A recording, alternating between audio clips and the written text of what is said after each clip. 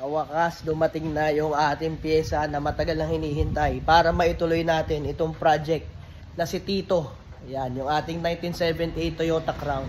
So kaya na-stop yung ating pagkalikot dito kay Tito after ma-wash nung body tsaka nung mga interior, para umandar siya ulit papunta doon sa paint shop.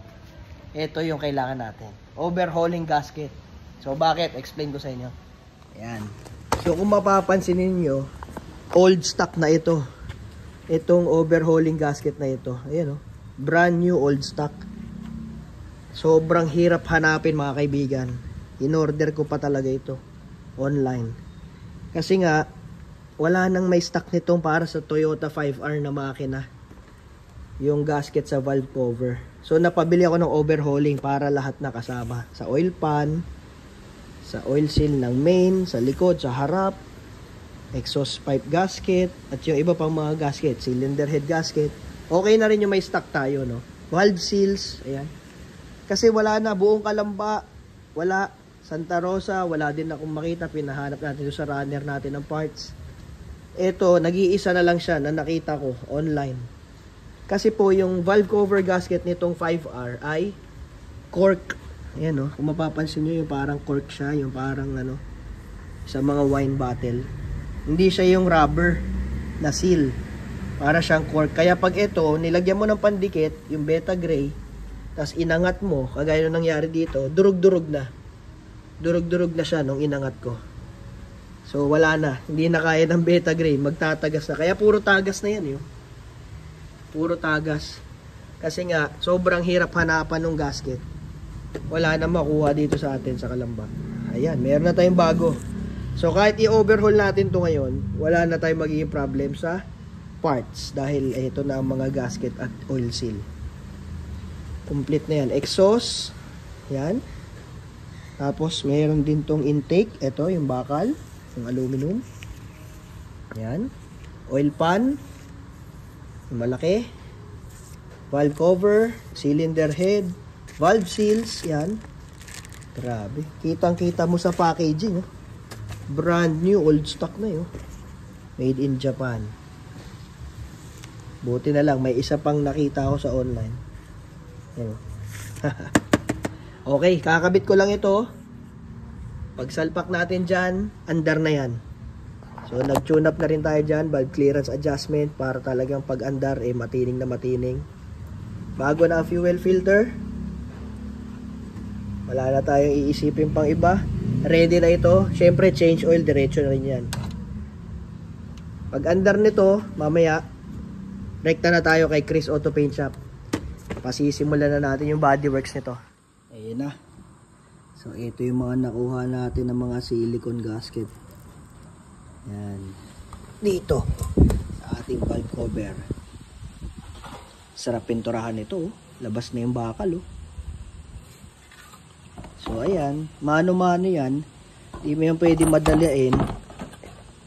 Daan-daan mo yan kukut-kutin na ganyan.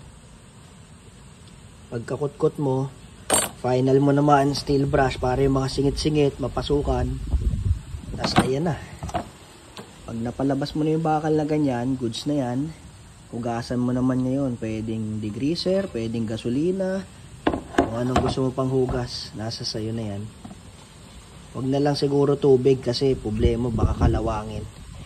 Baka may maipit dyan ng mga tubig-tubig. Mag-cause pa yan ng kalawang sa loob ng makina. Yan. So pag ganyan na, naikabit mo na, ipinturahan ko lang ito mamaya. Pakita ko lang sa inyo yung sample ng gasket. Yan, ayan, cork yan, oh, diba sabi sa inyo.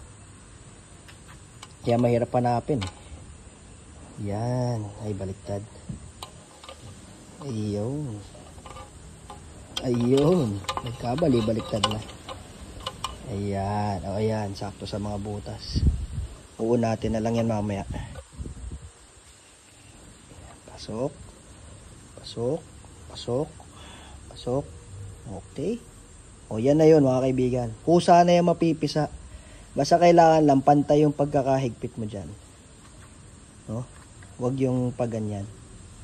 Pwedeng pa X. Dulo-dulo.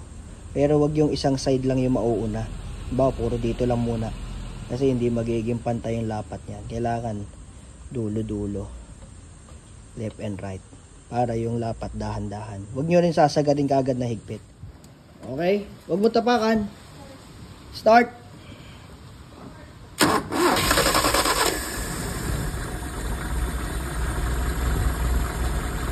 Rev!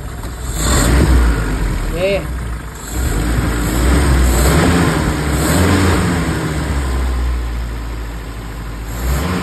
Isang high rev.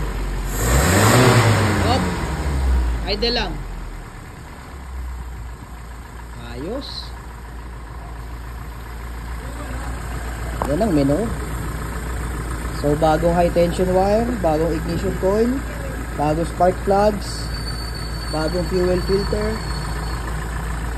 bagong langis, bagong valve cover gasket, bagong adjust na rin ako ng valve clearance, nag-tune up na tayo, carburetor, naglinis din tayo, nakakulant na, bagong gasolina sa tangke, wala na yung panis, napakatinig.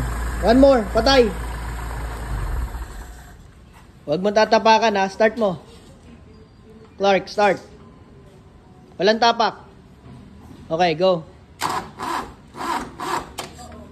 Sige. Okay, good. Konting adjust sa timing. Medyo nabibigatan yung starter. Pero maliit kasi yung battery ng gamit natin. Isang factor din yun. One more. Patay. Para sure. Start.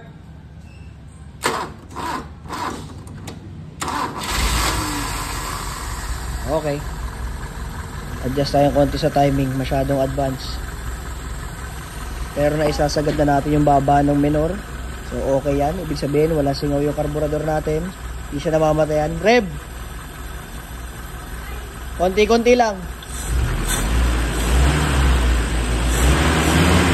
Hop. Bitaw. High rev, isa. One more. Bitaw. Ayos. Okay. Very good, very nice.